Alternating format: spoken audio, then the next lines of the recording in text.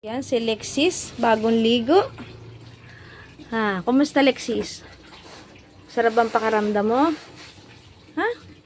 Si Lexis ay ilang weeks na bang pregito? Manganganak po siya by first week of May. Ayan, second time, ano na siya, mommy. Oh, ano ka na Lexis? Oh, Chiki. Ito na oh. Soon na to Main ka na din dito. Ayan. Halika nga dito, pretty. Come here to mommy. Sit muna ikaw. Sit. Sit. Sit muna. Sit. Ayan. Wow. Diba? Pretty naman ang aking baby Lexis naman. Yung gandang-ganda talaga. Shake hands muna tayo. Shake hands. Shake hands. Wow. Diba? Ayan. Tingnan yung tiyan niya, oh. Kakain ka na? Ha? Breakfast na?